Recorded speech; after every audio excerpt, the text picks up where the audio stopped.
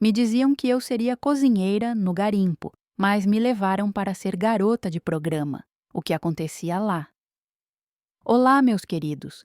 Antes de começar minha história, peço para vocês deixarem um like neste vídeo, se inscreverem no canal e comentem de qual cidade estão assistindo.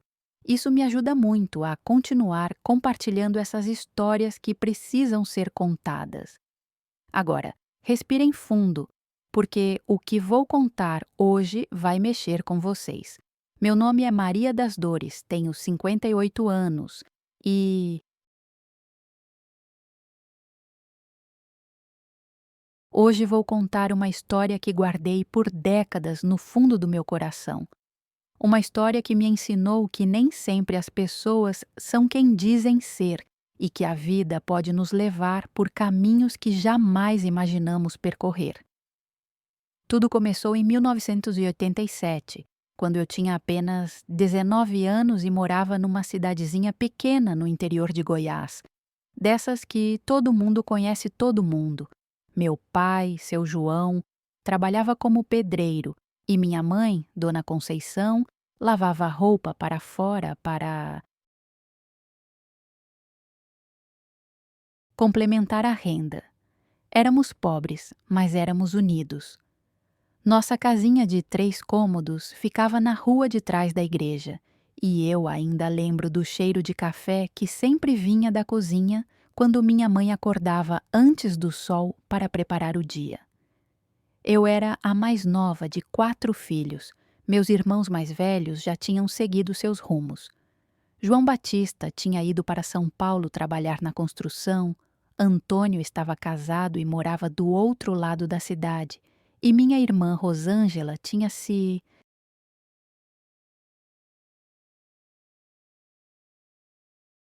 mudado para Goiânia, depois que se casou com um rapaz que conheceu na festa da padroeira.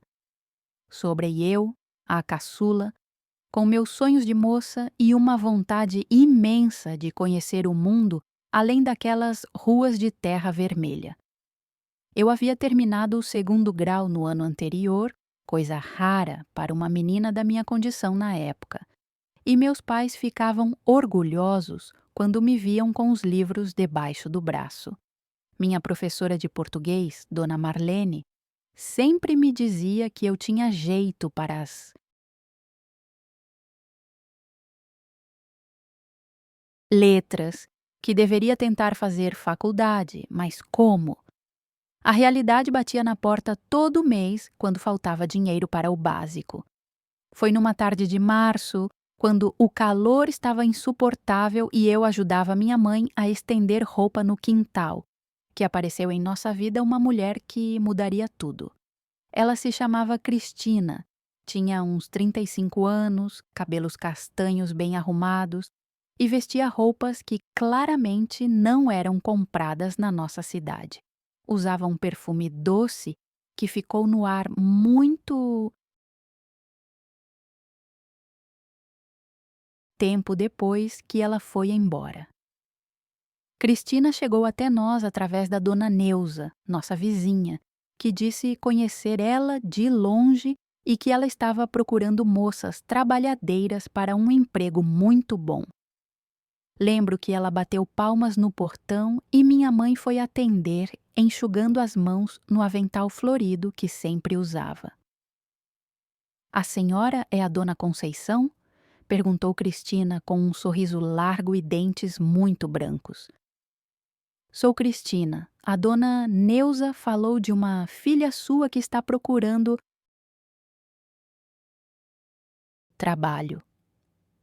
Minha mãe a convidou para entrar, ofereceu café, como sempre fazia com as visitas. Cristina se sentou na nossa poltrona mais nova, aquela que meu pai tinha comprado usado no ano anterior, e começou a contar sobre uma oportunidade incrível que havia surgido. "Vou ser direta com a senhora, dona Conceição", disse ela, mexendo o café devagar. "Eu represento um grupo de empresários que está montando uma estrutura completa num garimpo lá no Pará. É um lugar que está crescendo.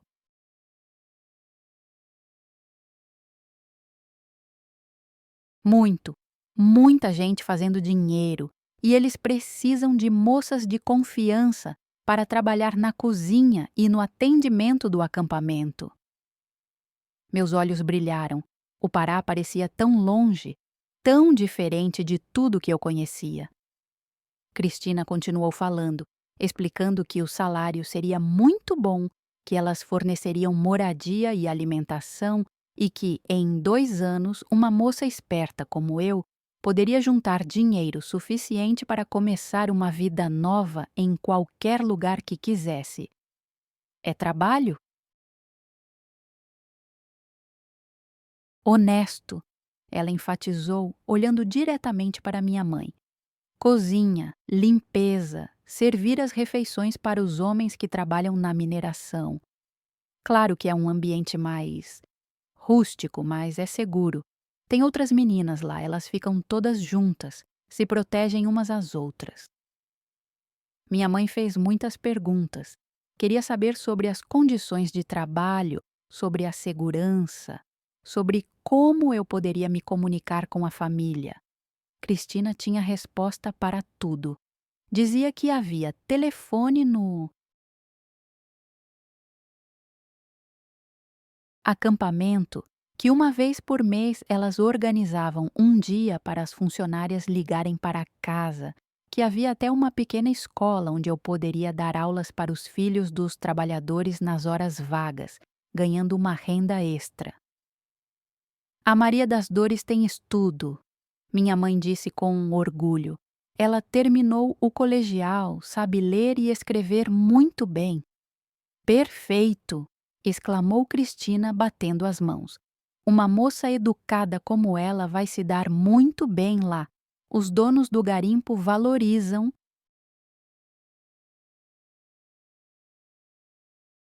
Pessoas que sabem se comunicar bem, que podem ajudar com a organização, com os relatórios.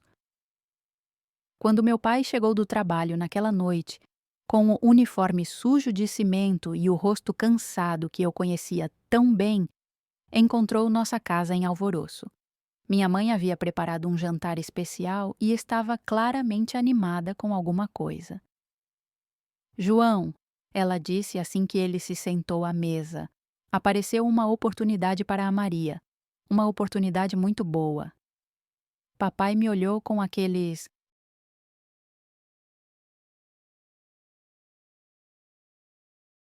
olhos pequenos e bondosos que sempre me faziam sentir protegida.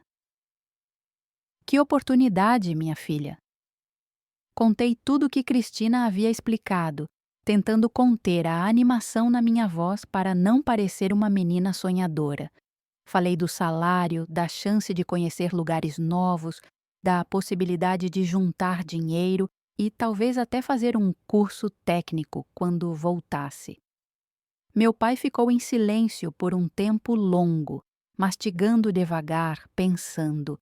Ele sempre fazia isso quando precisava tomar uma decisão importante. Minha mãe o observava ansiosa. Eu também. É longe, ele disse finalmente. O Pará é muito longe daqui, Maria. E a gente não conhece essa mulher, não conhece essas pessoas. Mas, pai, eu argumentei, é uma chance que talvez não apareça de novo. Aqui na cidade não tem trabalho para uma moça como eu. E o pouco que tem paga muito mal. Lá eu posso fazer diferença, posso ajudar vocês também.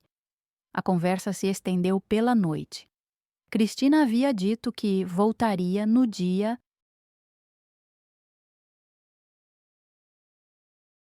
seguinte para saber da resposta e que, se eu decidisse ir, a viagem seria em uma semana.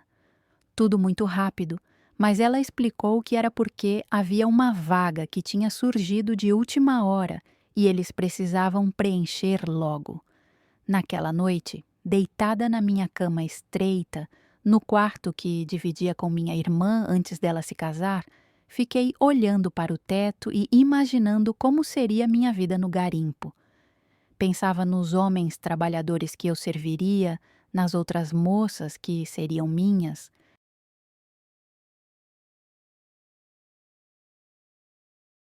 companheiras nas histórias que eu teria para contar quando voltasse. O vento batia nas telhas da nossa casa, fazendo aquele barulho que sempre me dava sono, mas naquela noite eu estava elétrica demais para dormir. Sentia como se estivesse na beira de um precipício, prestes a pular para uma nova vida. O cheiro de jasmim do quintal entrava pela janela aberta, misturado com a umidade da terra depois da chuva fina que havia caído durante o jantar. No dia seguinte, Cristina voltou. Pontualmente às 3 da tarde, como havia prometido. Desta vez trouxe papéis, contratos, tudo muito bem organizado numa pasta de couro marrom. Mostrou fotos do acampamento, que realmente parecia um lugar organizado, com barracões grandes e uma cozinha industrial que me impressionou. Olha só que estrutura, ela dizia apontando para as fotos. Não é qualquer garimpo, não. Esses empresários investiram pesado, querem fazer as coisas direito. Havia outras fotos também. Moças, sorridentes em uniformes limpos, homens trabalhando nas escavações, até uma pequena capela de madeira que me tocou o coração. Cristina explicou que aos domingos vinha um padre da cidade mais próxima para celebrar missa. Vou ser honesta com vocês, disse ela, se inclinando para a frente na cadeira. Não é fácil. É trabalho pesado, o clima é quente e vocês vão sentir saudade de casa. Mas as meninas que aguentam firme, que se dedicam, saem de lá com uma reserva boa de dinheiro e experiência de vida que não conseguiriam em lugar nenhum. Meus pais trocaram olhares. Eu via a preocupação nos rostos deles, mas também via algo mais. A compreensão de que aquela poderia ser realmente minha chance de ter uma vida melhor. E se ela não se adaptar? Perguntou minha mãe. Se em 3 meses ela não estiver feliz lá, nós mesmos custeamos a passagem de volta. Cristina respondeu sem hesitar. Não queremos ninguém trabalhando contrariado. Isso não é bom nem para a empresa. Nem para a funcionária. Foi isso que convenceu meus pais. A garantia de que eu poderia voltar se as coisas não dessem certo. Assinamos o contrato naquele mesmo dia e Cristina me entregou um envelope com dinheiro para comprar as roupas e objetos pessoais que eu precisaria levar. Roupas práticas, ela orientou. Calças compridas, blusas de manga longa por causa dos mosquitos, sapatos fechados. E não esqueça de trazer remédios básicos, repelente, protetor solar. Lá tem farmácia, mas é sempre bom ter suas próprias coisas. A semana seguinte passou voando. Eu mal conseguia dormir de tanta ansiedade e expectativa. Comprei roupas novas, uma mala grande usada na loja do seu Antônio, organizei meus poucos pertences. Minha mãe chorou muito. Meu pai ficou mais calado que o normal, mas eu via nos olhos deles que estavam orgulhosos da minha coragem. Na noite antes da viagem, fizemos uma pequena festa de despedida. Vieram alguns vizinhos, minha tia Mariazinha, o compadre, Zé do meu pai.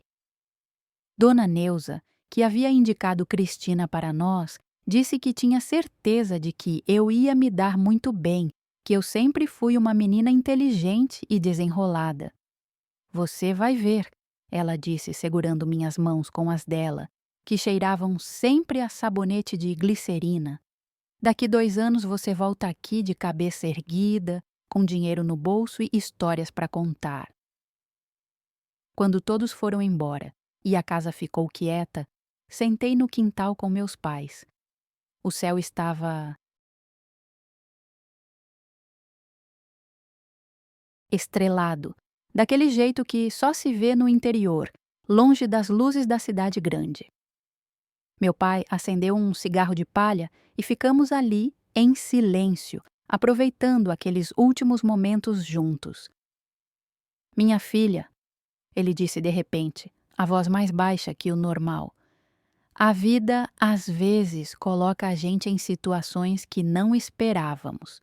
Se alguma coisa não estiver certa lá, se você sentir que alguma coisa está errada, você volta para casa imediatamente, ouviu?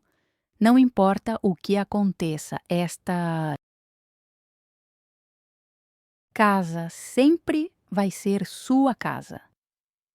Eu não entendi muito bem o que ele quis dizer com aquilo na época. Achei que era só preocupação de pai mesmo. Mas hoje, depois de tudo que vivi, sei que ele tinha uma intuição, uma desconfiança que não soube expressar. Talvez tenha sido a pressa de Cristina, talvez o fato de ela não dar endereços precisos ou números de telefone fixos. Não sei. Só sei que naquela noite, debaixo daquelas estrelas, meu pai estava me dando o conselho mais importante da minha vida. Na manhã seguinte, Cristina chegou cedo com um carro preto e vidros escuros. Havia mais 2 moças no banco de trás. Rosângela, de 20 anos, de uma cidade vizinha, e Joana, que tinha 18 e parecia ainda mais nova. As duas estavam quietas, meio nervosas como eu. Carreguei minha mala no porta-malas, abracei meus pais pela última vez como a filha inocente que era e entrei no carro. Através do vidro traseiro, vi minha casa ficando pequena, minha mãe acenando com o avental, florido tremulando no vento, meu pai parado no portão com as mãos nos bolsos. Naquele momento, enquanto o carro seguia pela estrada de asfalto em direção ao aeroporto de Goiânia, eu achava que estava indo para a aventura da minha vida. Não sabia que estava sendo levada para o maior pesadelo que uma jovem poderia viver. A viagem até Belém durou o dia inteiro. Foi minha primeira vez num avião e confesso que fiquei maravilhada com as nuvens lá embaixo, com a imensidão do Brasil vista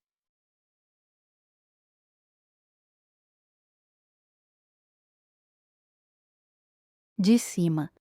Cristina se sentou ao meu lado e passou todo o voo me contando histórias sobre o Pará, sobre as outras meninas que já trabalhavam no garimpo, sobre como eu ia me adaptar bem porque era inteligente e educada. Você vai ver, Maria, ela disse enquanto o avião sobrevoava uma floresta infinita. Lá é diferente de tudo que você conhece. A natureza é exuberante, os homens são trabalhadores e respeitam as moças que sabem se portar direito. Você vai fazer amizades que vão durar a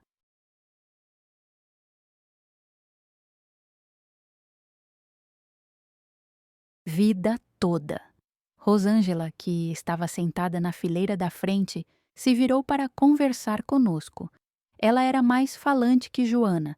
Contou que na cidade dela não tinha praticamente nenhuma oportunidade de trabalho para moça jovem, que a família estava passando dificuldade depois que o pai dela machucou as costas e não conseguia mais trabalhar na roça. Minha mãe ficou preocupada também. Ela disse: mas quando a Cristina mostrou aquelas fotos, quando explicou direitinho como ia ser, ela até ficou animada. Disse que ia ser bom para mim conhecer gente nova, aprender coisas diferentes. Joana era mais reservada. Vinha de uma família ainda mais simples que a nossa, de um povoado que nem nome próprio tinha. Ela mal falava, só balançava a cabeça quando perguntávamos alguma coisa. Mas quando o avião começou a descer em Belém, vi lágrimas escorrendo pelo rosto dela. Está com saudade de casa? Perguntei, tocando levemente em seu braço. Ela assentiu e sussurrou. É que Nunca saí de perto da minha mãe. Ela está doente, sabe? Precisa de remédio caro. Foi por isso que eu vim. Meu coração se apertou. Ali estava uma menina praticamente ainda criança, saindo de casa pela primeira vez para ajudar a família. Eu me senti mais velha, mais experiente, como se precisasse protegê-la de alguma forma. O aeroporto de Belém era uma loucura.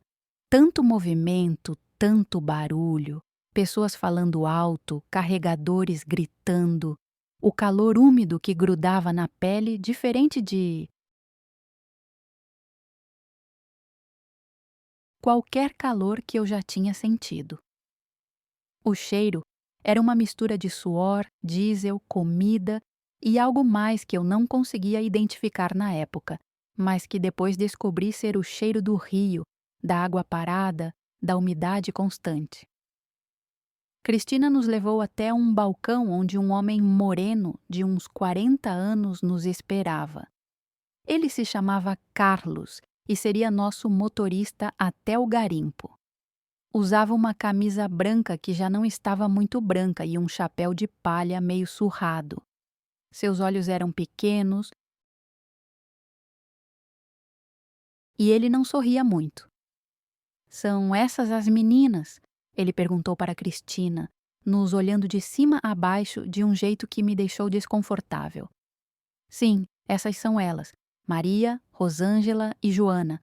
Todas certinhas, da família boa, trabalhadeiras como você gosta." A forma como Cristina falou me soou estranha. "Como você gosta" parecia uma expressão esquisita para se referir a funcionárias para trabalhar na cozinha. Mas eu estava cansada da viagem, tonta com tanto movimento novo, e não dei muita importância na hora. Carlos carregou nossas bagagens numa caminhonete velha, dessas que fazem muito barulho. O banco de trás não tinha cinto de segurança, e nós três nos esprememos lá, enquanto Cristina ia na frente conversando baixinho com ele. Eu tentava escutar o que eles falavam, mas o barulho do motor e do trânsito não deixava. Saímos de Belém já no final da tarde. A estrada começou asfaltada, mas depois de 1 hora virou terra batida. A caminhonete balançava tanto que eu comecei a passar mal. Joana vomitou 2 vezes na beira da estrada e Rosângela ficou pálida, feito papel. "Quanto tempo ainda falta?" perguntei para Carlos quando paramos para Joana se limpar num córrego. "Umas 4 horas", ele respondeu sem olhar para mim, cuspindo no chão. "E isso se não chover e a estrada não ficar intransitável." 4 horas se transformaram em 6. Anoiteceu no meio do caminho e Carlos ligou os faróis da caminhonete. A floresta dos 2 lados da estrada parecia uma parede negra, cheia de sons que eu nunca tinha ouvido. Grilos diferentes, pássaros noturnos e às vezes um barulho mais forte que fazia meu coração disparar. "São os macacos", explicou Cristina quando viu meu susto. "Eles fazem barulho à noite. Vocês vão se acostumar." Mas não eram só os macacos. Havia algo na escuridão daquela floresta que me dava arrepios. Era como se a mata estivesse viva, respirando, nos observando. O cheiro também mudou. Não era mais o cheiro da cidade, era terra molhada, folhas em decomposição e uma umidade pesada que entrava pelos poros. Paramos 2 vezes em postos de gasolina que mais pareciam barraquinhas perdidas no meio do nada. Homens sujos, alguns bêbados, nos olhavam com curiosidade excessiva. Um deles até tentou conversar com Rosângela, mas Carlos foi rápido em mandar a gente entrar na caminhonete de novo. "Não falem com estranho aqui", ele nos advertiu pela primeira vez. "Essa região tem muito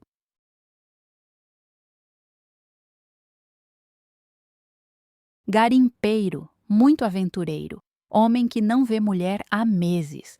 Melhor vocês ficarem quietinhas até chegar no acampamento. A advertência me deixou mais nervosa ainda. Eu começava a entender que realmente estávamos entrando num mundo diferente, mais selvagem, onde as regras não eram as mesmas da minha cidadezinha pacata. Finalmente, depois da meia-noite, chegamos ao que Carlos chamou de a entrada do garimpo. Era um portão de madeira com 2 homens armados fazendo guarda. Eles cumprimentaram Carlos como se fossem velhos conhecidos. Olharam para nós 3 no banco de trás com sorrisos que não me passaram confiança e liberaram nossa entrada. A estrada dentro do garimpo era ainda pior. Buracos enormes, poças de lama e o barulho constante de máquinas trabalhando mesmo naquela hora da madrugada. Luzes amareladas iluminavam barracões espalhados numa área que parecia imensa. O cheiro de diesel e terra revolteada era sufocante. Chegamos, anunciou Carlos,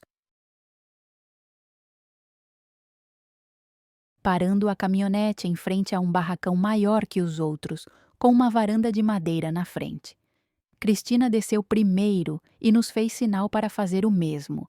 Minhas pernas estavam bambas da viagem e eu mal conseguia ficar em pé. Joana estava claramente assustada, se agarrando na minha blusa. Rosângela tentava parecer corajosa, mas eu via que ela também estava nervosa. Venham, meninas, disse Cristina. Vou apresentar vocês para a dona Marlene. Ela é quem cuida das funcionárias aqui. Subimos os 3 degraus da varanda. A madeira rangia sob nossos pés e havia várias cadeiras de plástico espalhadas, algumas com roupas estendidas. Uma lâmpada fraca balançava no teto, criando sombras dançantes. Cristina bateu na porta de tela e logo apareceu uma mulher de uns 50 anos, cabelos grisalhos presos num coque, vestindo uma camisola florida que já tinha visto dias melhores. Seus olhos eram pequenos e calculistas, e ela nos examinou como se estivesse avaliando mercadoria. Essas são elas? Perguntou Dona Marlene, a voz rouca de quem fumava demais. São sim, Maria, Rosângela e Joana, todas novinhas, certinhas da família boa como você pediu. De novo, aquela linguagem estranha. Como você pediu? Soava como se elas estivessem falando de algo específico que eu não entendia. Mas eu estava exausta, confusa, e só queria um lugar para dormir. Dona Marlene nos levou para dentro do barracão. O cheiro foi a primeira coisa que me chamou atenção. Perfume barato misturado com cigarro, suor e algo doce e enjoativo que não consegui identificar. Havia um corredor com várias portas dos 2 lados e de uma delas saía o som de uma música baixinha e vozes femininas conversando. Este aqui é o alojamento das meninas, explicou Dona Marlene.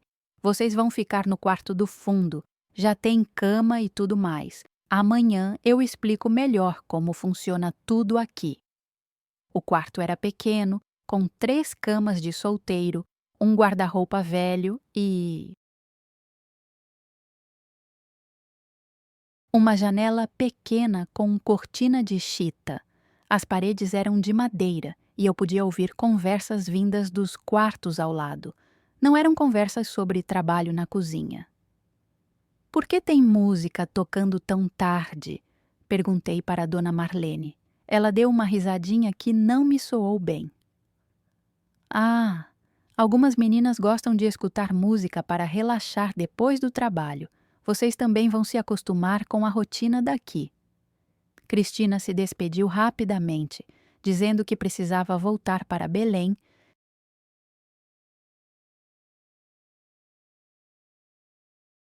no dia seguinte, mas que Dona Marlene cuidaria bem de nós. Me deu um abraço que parecia mais formal que carinhoso e sussurrou no meu ouvido: "Seja inteligente, Maria. Faça o que mandarem e tudo vai dar certo." Quando ficamos sozinhas no quarto, nós três mal conversamos. Estávamos exaustas, assustadas e cada uma processando à sua maneira aquele ambiente estranho.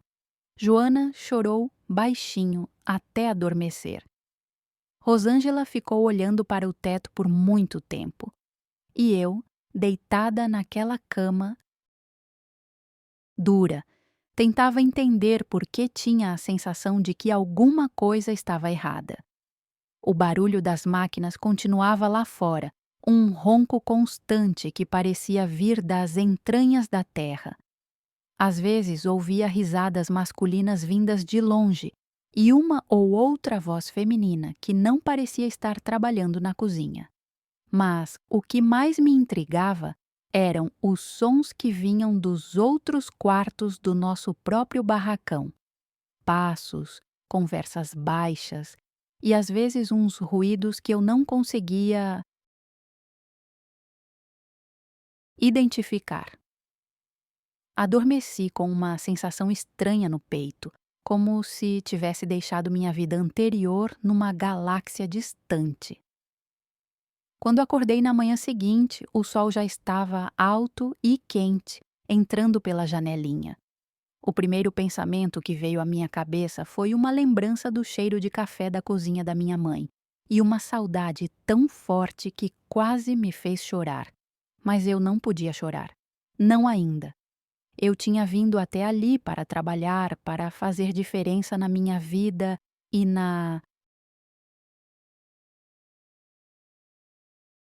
da minha família. Levantei determinada a dar o melhor de mim, a mostrar que tinha sido uma boa escolha me trazer para aquele lugar. Se eu soubesse o que me esperava naquele primeiro dia, teria corrido de volta para casa sem olhar para trás. Acordei com o som de vozes altas do lado de fora. O sol já estava bem forte e, pelo barulho das máquinas, percebi que o trabalho no garimpo começava cedo. Rosângela e Joana ainda dormiam, então me levantei devagar para não acordá-las e fui até a janela espiar lá fora. O que vi me deixou confusa. Havia homens por toda parte, sujos de terra e suor, alguns sem camisa por causa do calor.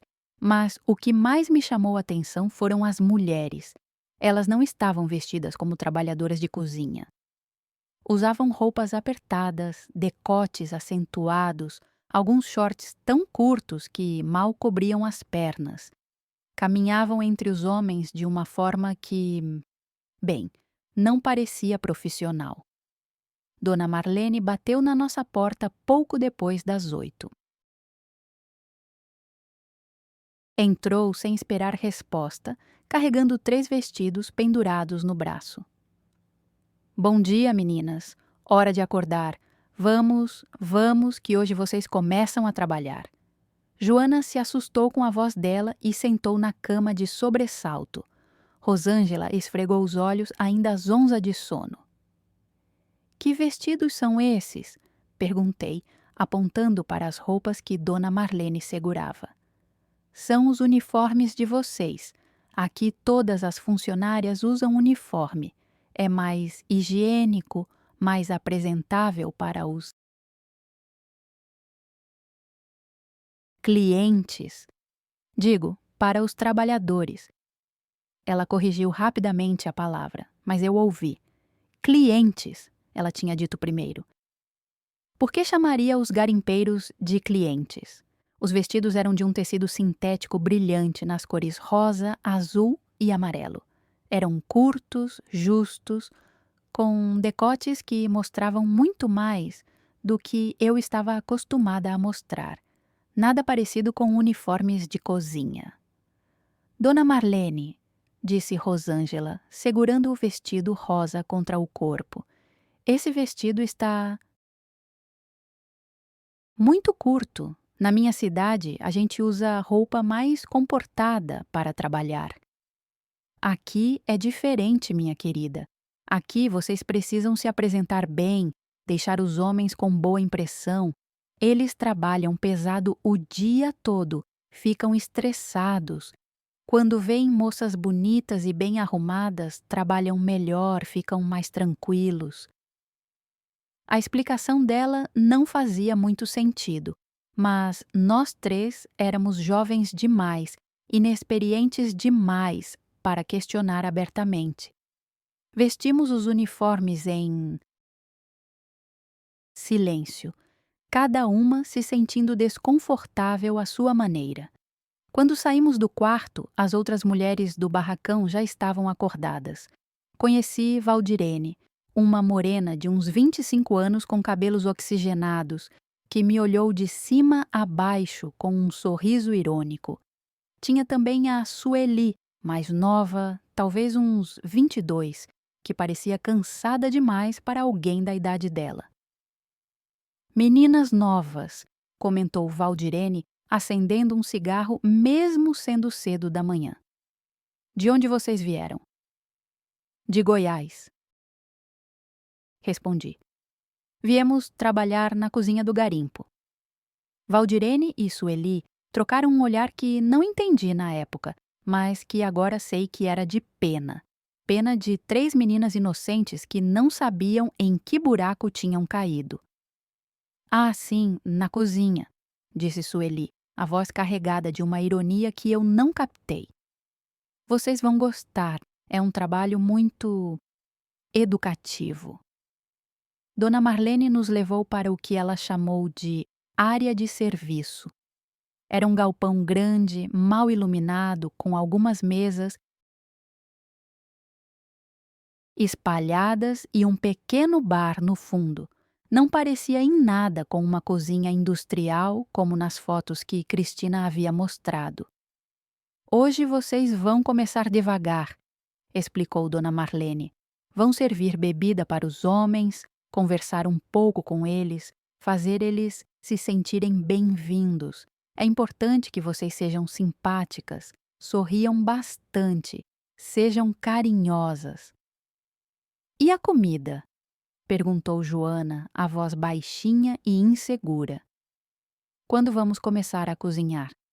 Ah, a cozinha é responsabilidade do seu Raimundo e das funcionárias antigas. Vocês vão trabalhar mais na parte de atendimento ao cliente. De novo a palavra cliente. E de novo, eu senti que alguma coisa não batia, mas não conseguia identificar exatamente o que. O primeiro dia foi estranho, mas não alarmante. Ficamos servindo cerveja e cachaça para os garimpeiros que vinham descansar depois do trabalho. Os homens eram grosseiros, falavam palavrão, faziam piadas de duplo sentido, mas nada que parecesse realmente perigoso. Alguns tentavam tocar em nós quando passávamos perto, mas Dona Marlene sempre aparecia e dava uma olhada séria que os fazia recuar. É normal, ela nos explicou durante uma pausa. Eles ficam sem ver mulher por muito tempo, ficam meio animados, mas vocês não precisam se preocupar. Enquanto trabalharem direito, eu protejo vocês. A frase dela soou mais como ameaça que proteção, mas eu ainda não entendia bem o jogo. No segundo dia, as coisas começaram a ficar mais claras. Um homem gordo, de uns 50 anos, com uma corrente de ouro no pescoço e anel em vários dedos, chegou no galpão durante a tarde. Todos os outros garimpeiros mudaram de comportamento quando o viram. Ficaram mais respeitosos. Alguns até saíram de perto. Quem é aquele? Perguntei para Valdirene, que estava encostada no balcão fumando. Aquele é o Tonhão, um dos donos do garimpo. Homem poderoso por essas bandas. Melhor você ficar esperta quando ele estiver por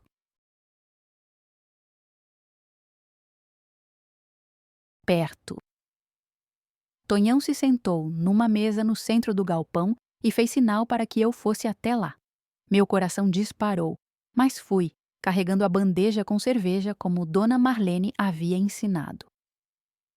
Você é nova por aqui, ele disse, me olhando de uma forma que me fez querer me cobrir inteira.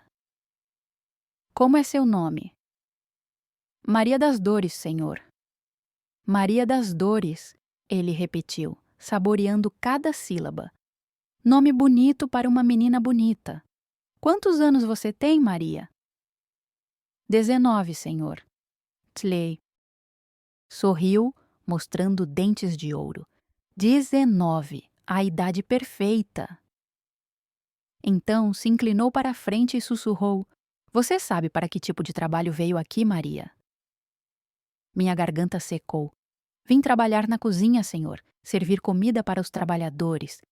Tonhão gargalhou alto, um som que ecoou pelo galpão inteiro. Cozinha! Que menina inocente! Então sua expressão mudou, ficou séria, quase ameaçadora. Você vai descobrir logo logo que tipo de serviço se faz aqui. E quando descobrir, espero que seja inteligente o suficiente para não criar problema. Ele me deu uma nota de dinheiro, passou a mão pesada na minha coxa por cima do vestido e disse: Pode ir, mas não se esqueça do que eu falei. Voltei para o balcão tremendo.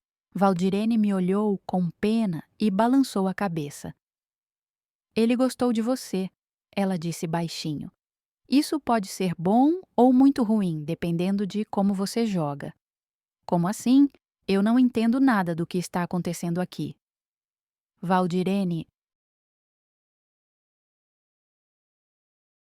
olhou em volta para ter certeza de que ninguém estava ouvindo. Então se aproximou e sussurrou. Menina, você ainda não entendeu onde está? Este não é um garimpo comum. Aqui os homens não vêm só buscar ouro na terra. Meu sangue gelou. O que você quer dizer? Quer dizer que você não vai trabalhar na cozinha, Maria. Você vai trabalhar com seu corpo. Entendeu agora? O mundo girou na minha frente. Senti náusea, tontura, vontade de desmaiar. Tudo começou a fazer sentido. Os vestidos curtos, o jeito que os homens olhavam para nós, as conversas estranhas, os sons que vinham dos quartos durante a noite. Mas eles disseram que era para trabalhar na cozinha. Meus pais assinaram um contrato. Seus pais assinaram um contrato que eles nem sabem o que diz de verdade. Aqui todo mundo assina papel, menina. Mas a realidade é diferente do que está escrito. Naquela noite, não consegui dormir. Fiquei deitada na cama, ouvindo os sons que vinham dos outros quartos. Agora entendendo exatamente o que eles significavam. Joana chorava baixinho no escuro, e eu sabia que Valdirene tinha conversado com ela também. Rosângela estava estranhamente quieta, como se estivesse processando a mesma informação devastadora. No terceiro dia, Dona Marlene nos chamou para uma conversa particular. Nos levou para uma salinha nos fundos do barracão, fechou a porta e se sentou de frente para nós três. Meninas, ela começou, a voz falsamente maternal. Eu sei que vocês estão confusas, assustadas. É normal. Todas as meninas passam por isso no começo. Nós queremos ir embora, disse Rosângela de repente, a voz firme. Isso não é o que nos prometeram. Queremos voltar para casa. Dona Marlene riu, mas não era uma risada alegre. Ir embora? Meninas, vocês estão devendo dinheiro. Viagem de avião, transporte até aqui, alimentação, hospedagem, os vestidos que estão usando. Tudo isso custa caro. Como vão pagar? Mas nós nem começamos a trabalhar. Direito ainda, argumentei. Exato. E até pagarem tudo o que devem, não vão a lugar nenhum.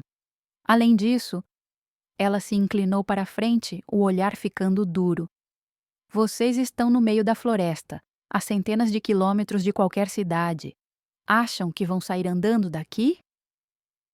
O desespero começou a bater. Estávamos presas, presas por dívida, presas pela distância, presas por homens armados que guardavam a entrada do garimpo. Mas tem uma boa notícia, continuou Dona Marlene, o tom voltando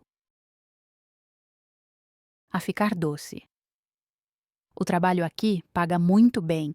Se vocês forem inteligentes, se comportarem direito, em 2 anos saem daqui com uma boa quantia no bolso. Muitas meninas já fizeram isso. E se não quisermos? Perguntou Joana, a voz quase inaudível. O sorriso de Dona Marlene sumiu completamente. Não quererem não é uma opção, querida. Vocês já estão aqui, já devem dinheiro, já assinaram contrato. A única escolha que tem é fazer o trabalho de boa vontade ou fazer contrariadas. Mas vão. Fazer de qualquer jeito. Ela se levantou, alisou a saia e disse: Hoje à noite vocês começam o trabalho de verdade. Valdirene e Sueli vão explicar como funciona. Sugiro que prestem atenção e aprendam rápido. A vida aqui pode ser boa para quem colabora, mas pode ser muito difícil para quem cria problema. Quando ela saiu da sala, nós 3 ficamos em silêncio por um tempo que pareceu uma eternidade. Joana começou a chorar de novo, dessa vez alto, soluçando como uma criança perdida. Rosângela murmurava, meu Deus, repetidas vezes, balançando o corpo para frente e para trás. E eu senti uma raiva crescendo dentro de mim que nunca tinha sentido antes. Raiva de Cristina, que havia mentido para nós. Raiva dos meus pais, que tinham acreditado numa conversa bonita sem investigar direito. Raiva de mim mesma por ter sido tão ingênua, tão sonhadora, mas principalmente raiva daquele lugar, daquelas pessoas que tinham nos enganado e agora nos mantinham presas como animais. Naquela tarde, quando voltamos para o galpão, tudo parecia diferente. Os olhares dos homens não eram mais apenas inconvenientes, eram ameaçadores. As risadas não eram mais barulhentas, eram sinistras. E o cheiro do lugar, que antes era apenas desagradável, agora me dava náusea porque eu sabia o que realmente acontecia ali. Tonhão apareceu de novo, dessa vez acompanhado de outro homem que ele apresentou como sócio dele no negócio. Os 2 se sentaram na mesa central e ficaram nos observando como se estivessem escolhendo frutas na feira. Aquela ali, ouvi Tonhão falando para o sócio, apontando discretamente na minha direção. É a que eu estava te falando. Novinha, certinha, vai dar muito lucro. Lucro. Eles estavam falando de nós como mercadoria, como investimento. Naquele momento entendi completamente em que situação estávamos. Não éramos funcionárias, éramos prisioneiras, e o pesadelo da minha vida estava apenas começando, quando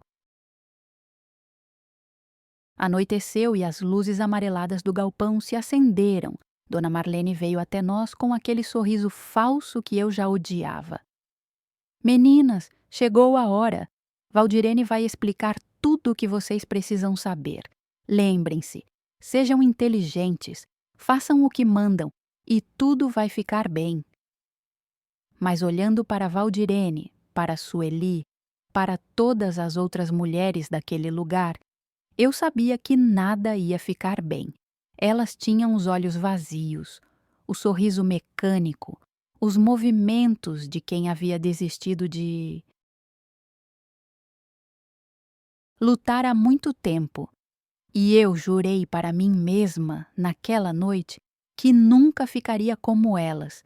De alguma forma, de algum jeito, eu ia encontrar uma maneira de sair daquele inferno, mas a realidade se mostrou muito mais brutal do que eu imaginava. Valdirene nos levou para o quarto dela naquela noite, acendeu um cigarro e se sentou na cama como quem vai contar uma história para crianças. Só que não era uma história, era um manual de sobrevivência. Escutem bem, porque vou falar só uma vez. Ela começou soltando a fumaça devagar.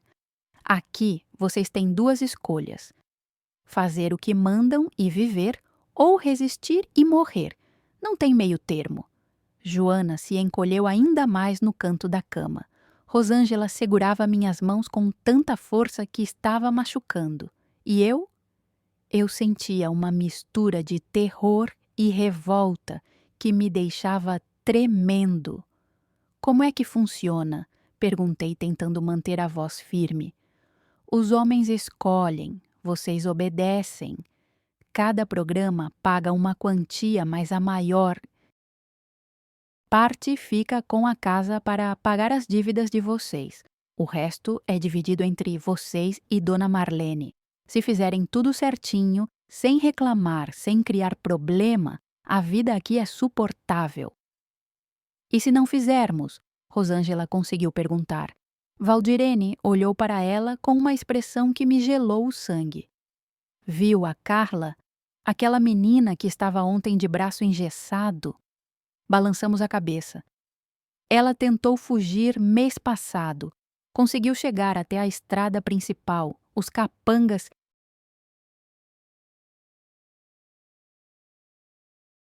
trouxeram ela de volta.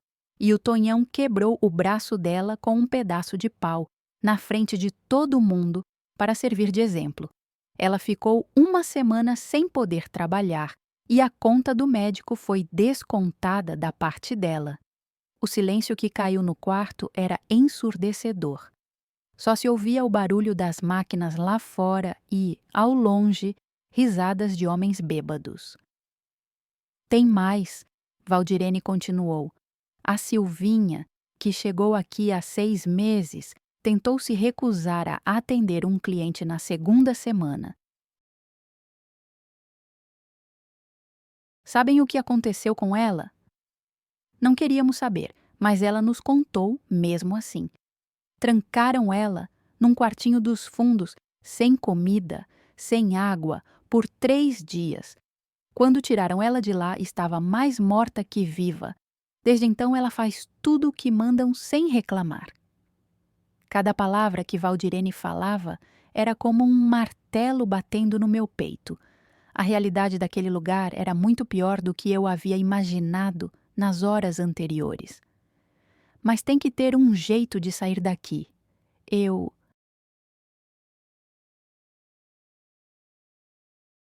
insisti. Tem que ter alguém que fiscalize, que controle esse tipo de coisa.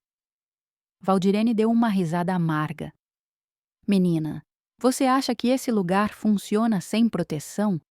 O delegado da região recebe uma quantia todo mês para fazer vista grossa. O prefeito da cidade mais próxima é sócio oculto do empreendimento. Até o padre que vem celebrar missa aqui domingo sabe exatamente o que acontece e não fala nada. O mundo desmoronou na minha frente. Não havia autoridade para recorrer, não. Havia lei que nos protegesse, não havia esperança de justiça. E as famílias de vocês? Perguntei, desesperada. Quando elas não receberem notícias... Suas famílias vão receber notícias sim. Dona Marlene manda cartas todo mês dizendo que vocês estão bem, trabalhando duro, juntando dinheiro. Até foto ela manda de vocês sorrindo, parecendo felizes. Mas como? Como vocês vão estar sorrindo? Porque não vão ter escolha. Vai chegar um dia que Dona Marlene vai pedir para vocês escreverem uma carta para casa e tirarem uma foto sorrindo. E vocês vão fazer, porque senão. Ela fez um gesto passando o dedo no pescoço. Naquela madrugada, quando voltamos para nosso quarto, nenhuma de nós conseguiu dormir. Joana soluçava baixinho, murmurando o nome da mãe. Rosângela ficou rezando o terço que havia trazido escondido na bagagem, e eu fiquei olhando para o teto, tentando entender como 3 meninas trabalhadeiras, de família boa, tinham acabado naquele pesadelo. No dia seguinte, quinta-feira, veio a primeira encomenda. Dona Marlene entrou no nosso quarto logo cedo, carregando potes de maquiagem e produtos de cabelo. Hoje é o grande dia, meninas. Vocês vão começar a trabalhar de verdade. O Tonhão escolheu a Maria para começar. Meu sangue virou gelo. Eu não vou fazer isso, não vim aqui para isso. Dona Marlene se aproximou de mim devagar, o sorriso desaparecendo do rosto. Quando chegou bem perto, me deu um tapa no rosto que me deixou.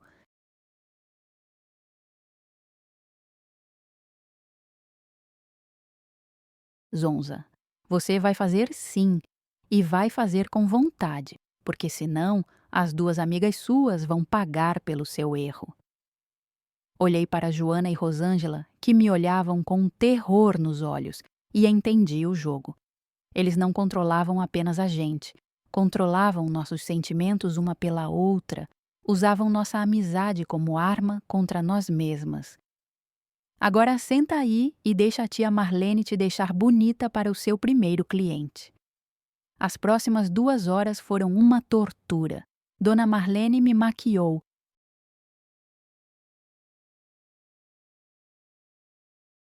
Como se eu fosse uma boneca, pintou meus lábios de vermelho berrante, passou sombra pesada nos meus olhos, borrifou perfume enjoativo que me deu náusea. Depois, me obrigou a vestir um conjunto de lingerie que mal cobria meu corpo, por cima um vestido ainda mais curto e decotado que os anteriores. Perfeita, ela disse, me olhando como se fosse uma obra de arte. O Tonhão vai ficar muito satisfeito. Quando me vi no espelho, não me reconheci. A menina do interior de Goiás que sonhava em estudar e ter uma vida digna havia desaparecido. No lugar estava uma figura que eu não queria ser, vestida como eu nunca queria me vestir, pintada como eu nunca queria me pintar. Por favor, supliquei uma última vez. Eu prometo que trabalho na cozinha, que faço qualquer outra coisa. Não me obriga a isso. Dona Marlene suspirou, como se fosse uma mãe cansada lidando com uma filha teimosa. Maria, você não entende. Não existe outra coisa aqui.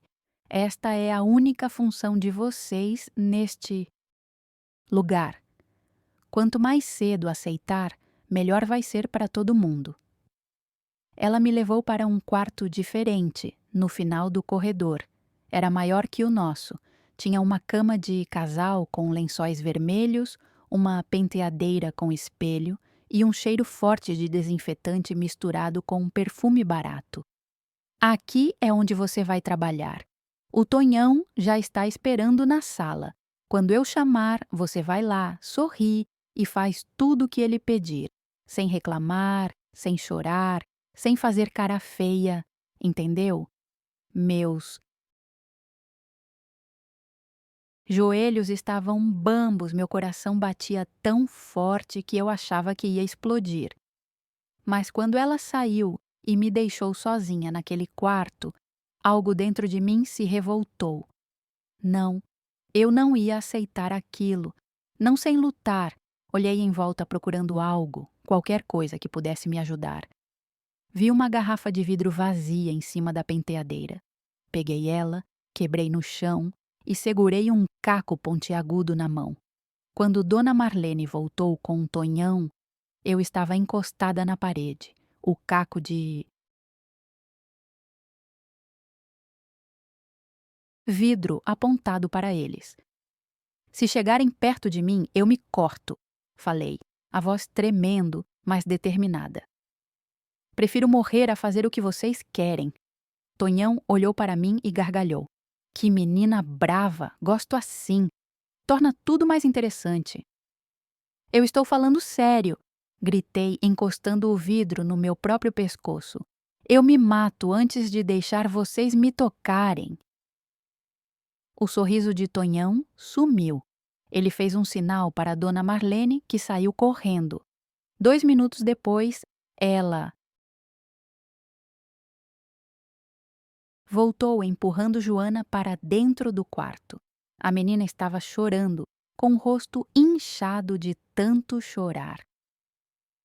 Muito bem, Maria, Tonhão disse, a voz calma demais. Você quer ser heroína? Então sua amiguinha aqui vai pagar por isso. Se você não largar esse vidro agora e fazer o que eu mandei, eu vou fazer com ela o que ia fazer com você, só que na sua frente. Olhei para Joana, que me olhava com súplica nos olhos. Ela não tinha culpa de nada. Era apenas uma menina assustada que queria ajudar a mãe doente. Escolhe, Tonhão continuou. Ou você coopera e protege sua amiga, ou continua com essa rebeldia boba e assiste ela sofrer por sua causa. O caco de vidro pesava 1 tonelada na minha mão. Eu sabia que, se largasse aquele pedaço de vidro, estaria entregando minha dignidade, minha alma, tudo o que eu era. Mas olhando para Joana, não podia condená-la por minha causa. Deixei o vidro cair no chão. Inteligente, disse Tonhão. Agora manda sua amiga sair e... Vamos cuidar dos negócios. Joana me olhou uma última vez antes de sair, e naquele olhar eu vi toda a culpa que ela sentia, toda a dor que ela compartilhava comigo. Quando a porta se fechou, eu fechei os olhos e tentei me transportar para outro lugar, outro tempo, outro mundo, onde meninas de 19 anos não passavam por aquilo. Mas não consegui. Estava ali, naquele quarto com cheiro de desinfetante, com um homem que havia comprado meu corpo como se compra uma ferramenta. E naquele momento, a Maria das Dores inocente, que sonhava com uma vida melhor, morreu dentro de mim. O que aconteceu naquelas horas não vou contar para vocês. Algumas dores são grandes demais para serem divididas. Algumas humilhações não devem ser revividas nem em palavras. Basta dizer que quando tudo terminou, eu não era mais a mesma pessoa. Quando Tonhão saiu, Dona Marlene entrou no quarto carregando uma bacia com água morna e uma toalha. Pronto, passou o mais difícil, ela disse como se estivesse consolando uma criança que havia tomado uma injeção. Agora você já sabe como funciona. Os próximos vão ser mais fáceis. Próximos? Consegui sussurrar. Claro, querida. Você achou que era só um? Hoje você tem mais 3 agendados. Homens que pagaram bem para estar com a menina nova. Aquela foi a revelação mais chocante de todas. Não era um episódio isolado, um pesadelo que teria fim. Era minha nova realidade, minha nova profissão forçada, meu novo inferno cotidiano. Naquela noite, quando finalmente voltei para o quarto que dividia com Rosângela e Joana, encontrei as duas esperando por mim, acordadas, abraçadas uma na outra.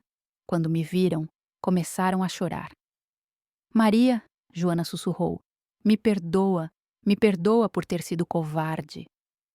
Não tem nada para perdoar, respondi, minha voz saindo estranha, como se viesse de longe. Você não tem culpa de nada. Mas eu sabia que nossa amizade, nossa inocência, nossa esperança haviam sido quebradas naquele dia. Éramos 3 meninas diferentes das que haviam chegado ali uma semana antes. Éramos 3 sobreviventes tentando entender como viver em um mundo que havia nos engolido inteiras. E o pior de tudo, aquele era apenas o começo. Os meses que se seguiram se tornaram uma névoa densa na minha memória. Dias que se misturavam uns nos outros, numa rotina mecânica de sobrevivência. Eu havia aprendido a me desligar do meu próprio corpo, a enviar minha mente para longe, enquanto meu físico cumpria as obrigações forçadas. Era a única forma de não enlouquecer completamente.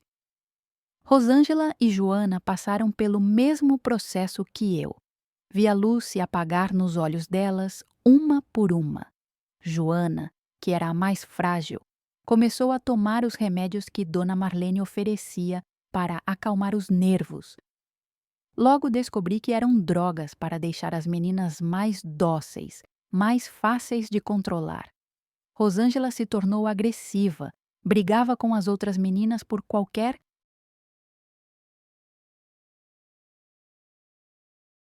coisa, como se toda a raiva que não podia direcionar aos homens se voltasse contra quem estava na mesma situação que ela. E eu? Eu me refugiei no silêncio. Parei de falar mais do que o necessário, parei de fazer planos, parei de sonhar. Vivia um dia de cada vez, contando as horas até que cada pesadelo terminasse. Mas foi durante um episódio terrível, no 5º mês da nossa prisão, que algo dentro de mim acordou novamente. Um dos clientes regulares, um homem violento que todos temiam, havia machucado gravemente uma menina chamada Fernanda. Ela teve que ser levada às pressas para a cidade e correu o boato de que talvez não sobrevivesse.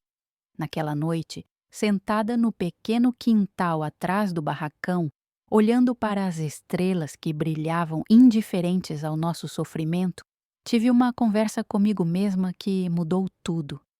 Maria das Dores, falei baixinho para o vento, a menina que seus pais criaram, que sonhava em estudar, que queria fazer diferença no mundo. Ela ainda existe? Ou você vai deixar que esses monstros matem ela de vez? Foi como se uma voz dentro de mim respondesse: ela ainda existe, mas está machucada, tem medo, precisa de tempo para se curar e encontrar forças. Naquela madrugada, comecei a fazer algo que não fazia há meses. Planejei. Não um plano de fuga desesperado que eu sabia que não daria certo, mas um plano de resistência silenciosa, de preservação da minha sanidade, de preparação para uma oportunidade que eu sabia que um dia chegaria. Comecei a observar tudo com atenção, os horários dos guardas, as rotas que os carros faziam, quem tinha acesso a telefones, quando Dona Marlene relaxava a vigilância. Comecei a guardar pequenas quantias de dinheiro que alguns clientes me davam, escondendo-as num buraquinho que fiz na parede atrás da minha cama. Mais importante, comecei a conversar com as meninas mais antigas, aquelas que haviam sobrevivido anos naquele lugar. Descobri que algumas delas tinham informações valiosas, contatos do lado de fora, conheciam pessoas que poderiam ajudar. Foi através da Valdirene que conheci a história da irmã Socorro, uma freira que trabalhava numa cidade a 200 quilômetros dali e que já havia ajudado outras meninas a escapar de situações similares. Valdirene tinha o telefone dela decorado, mas nunca havia tido coragem de ligar. "Por que você não liga?" perguntei uma tarde, enquanto fumávamos escondidas atrás da lavanderia. "Porque tenho medo." ela respondeu, as mãos tremendo. Se descobrirem que tentei buscar ajuda, eles me matam. E além do mais, para onde eu iria? Estou aqui há 4 anos, Maria. Minha família deve achar que estou morta. Como vou voltar para casa depois do que vivi? Era essa a prisão mais cruel de todas. Não eram apenas os guardas armados ou as dívidas impossíveis que nos mantinham ali. Era a vergonha, o medo de não sermos aceitas de volta no mundo normal, a sensação de que havíamos sido contaminadas por algo que nos tornava indignas de amor e respeito. Mas eu não podia aceitar isso. Não podia deixar que eles ganhassem também minha alma. No 8º mês, aconteceu algo que mudou tudo. Chegou uma menina nova, Carmélia, de apenas 17 anos, de uma cidadezinha do Maranhão. Ela havia sido trazida pela mesma Cristina que nos trouxera, com a mesma história mentirosa sobre trabalhar na cozinha. Quando vi o desespero nos olhos dela, quando a ouvi chorando durante a primeira noite, tudo que eu havia guardado de humanidade dentro de mim voltou com força total. Eu não podia salvá-la do que ia passar, mas podia ajudá-la a não perder completamente a esperança. Escuta bem o que vou te falar, sussurrei para ela na segunda noite, quando as duas ficamos sozinhas no corredor. Você vai passar por coisas terríveis aqui, mas isso não define quem você é. Isso não tira seu valor como pessoa. Você sobrevive, você resiste por dentro e um dia você sai daqui. Como você sabe que vou sair? Ela perguntou, os olhos vermelhos de tanto chorar. Porque eu vou sair e quando eu sair, vou voltar buscar vocês. Não sei de onde veio essa certeza, essa promessa que fiz para uma menina que mal conhecia, mas naquele momento ela saiu da minha boca como se fosse um juramento sagrado. A oportunidade que eu esperava chegou 2 meses depois, de uma forma que jamais poderia ter previsto. Houve uma operação da Polícia Federal na região, não para nos salvar, mas para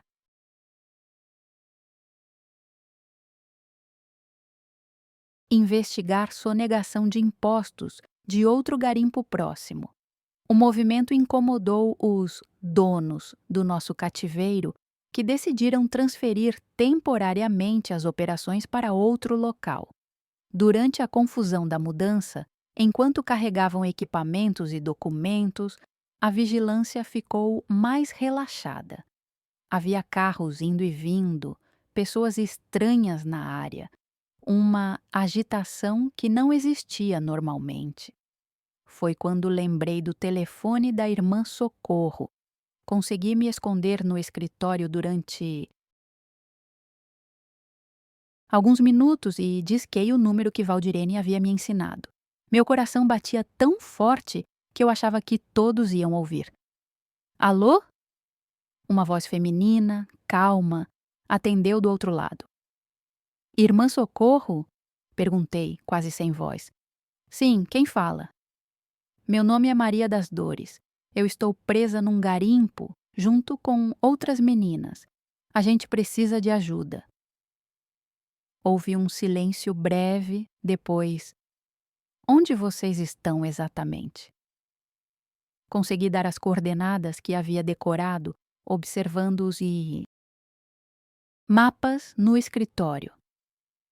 A irmã Socorro anotou tudo, me pediu quantas éramos, quais eram as condições, quem eram os responsáveis. Maria, escuta bem, ela disse, a voz firme. Não tenta fugir sozinha. Pode ser perigoso demais. Vou entrar em contato com pessoas que podem ajudar, mas isso vai demorar alguns dias, talvez semanas. Você consegue resistir mais um pouco? Consigo, respondi. E pela primeira vez em meses, senti que essa palavra era verdadeira. Enquanto isso, se cuida. Se Protege. E protege as outras meninas. Vocês vão sair daí, eu prometo. Quando desliguei o telefone, estava chorando, mas não eram lágrimas de desespero, eram lágrimas de alívio, de esperança, de gratidão por saber que ainda existiam pessoas boas no mundo, pessoas dispostas a ajudar sem pedir nada em troca. As 3 semanas que se seguiram foram as mais longas da minha vida. Cada dia eu esperava que a ajuda chegasse, mas também temia que descobrissem minha ligação. Continuei fingindo submissão, continuei cumprindo a rotina terrível, mas por dentro algo havia mudado. Eu sabia que aquilo tinha prazo para acabar. A operação de resgate aconteceu numa madrugada de terça-feira. Acordei com o barulho de carros chegando, vozes gritando ordens, correria. No início pensei que fosse mais uma visita de clientes importantes, mas logo percebi que era diferente. Eram policiais federais, acompanhados de assistentes sociais e de uma mulher de hábito marrom que eu reconheci imediatamente, mesmo nunca tendo visto pessoalmente, Irmã Socorro. O que aconteceu nas horas seguintes foi uma mistura de alívio e terror. Os homens armados do garimpo não resistiram muito quando viram que estavam cercados por uma operação oficial. Dona Marlene tentou queimar documentos, mas foi impedida. Tonhão e seus sócios foram presos em flagrante. E nós, as meninas, fomos tratadas não como criminosas, mas como vítimas. Pela primeira vez em quase um ano, alguém nos olhava com compaixão em vez de desejo ou desprezo. Irmã Socorro veio até mim quando soube que eu era a Maria que havia ligado. Você foi muito corajosa, ela disse segurando minhas mãos. Você salvou não só a si mesma, mas todas as outras. E agora? Perguntei. O que vai acontecer conosco? Agora vocês vão se curar. Vai levar tempo, vai ser difícil, mas vocês vão conseguir reconstruir suas vidas. Das 23 meninas que foram resgatadas naquele dia, nem todas conseguiram se recuperar. Completamente. Algumas nunca superaram os traumas, outras se perderam em drogas ou em relacionamentos destrutivos. Joana, minha companheira de quarto, conseguiu voltar para casa e cuidar da mãe, mas morreu jovem demais, aos 31 anos, de uma doença que eu sei que foi causada pelo sofrimento que carregou por toda a vida. Rosângela se casou com um homem bom que a aceitou com todo o seu passado, teve filhos, mas nunca falou sobre o que passou conosco. A dor era grande demais para ser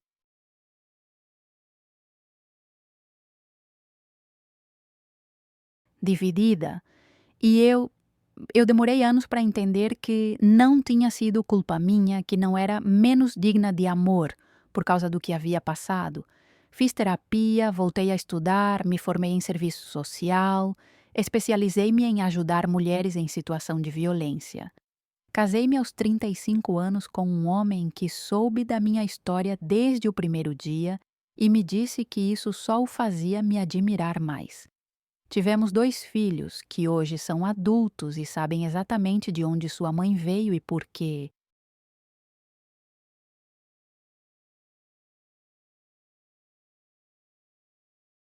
Ela dedica a vida a ajudar outras pessoas. Durante todos esses anos, mantive a promessa que fiz para Carmélia naquela noite terrível. Voltei àquela região dezenas de vezes, trabalhando com ONGs, com a Polícia Federal, com organizações internacionais. Ajudei a desmantelar outros esquemas similares, resgatei centenas de meninas, treinei policiais e assistentes sociais para identificar e combater esse tipo de crime. Hoje, aos 58 anos, quando olho para trás, sei que aquela experiência terrível se transformou no propósito da minha vida. Não foi em vão. Cada menina que conseguimos salvar, cada família que conseguimos reunir, cada criminoso que conseguimos prender, tudo isso dá sentido ao sofrimento que passei.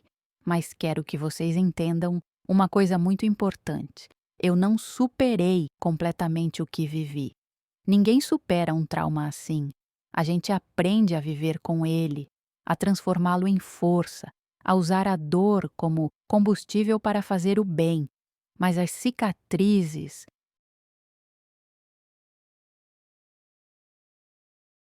ficam. Ainda acordo no meio da noite, às vezes, suando frio, revivendo aqueles momentos. Ainda tenho dificuldade com intimidade física, mesmo depois de todos esses anos de casamento. Ainda sinto raiva quando vejo meninas jovens sendo exploradas de qualquer forma, mesmo que não seja sexualmente. Mas também sinto gratidão. Gratidão por ter sobrevivido, por ter encontrado pessoas boas que me ajudaram, por ter conseguido transformar minha dor em propósito. Gratidão por ter filhos que me amam, um marido que me respeita, uma profissão que me realiza e, principalmente, gratidão por poder estar aqui hoje, falando com vocês, contando essa história que pode salvar outras meninas de passar pelo que passei. Porque esse é o objetivo de dividir isso com vocês, que nenhuma família caia mais nas mentiras de gente como Cristina. Que nenhuma menina jovem aceite propostas de trabalho que parecem boas demais para ser verdade, especialmente se vierem de estranhos. Que os pais investiguem, perguntem, desconfiem, protejam suas filhas. Se você é uma menina assistindo isso e está numa situação parecida, saiba que não está sozinha. Existem pessoas dispostas a ajudar, organizações que lutam por você, leis que protegem você. Procure ajuda. Ligue para o Disque 100. Procure uma delegacia da mulher. Converse com alguém de confiança. Sua vida vale mais que qualquer ameaça que façam.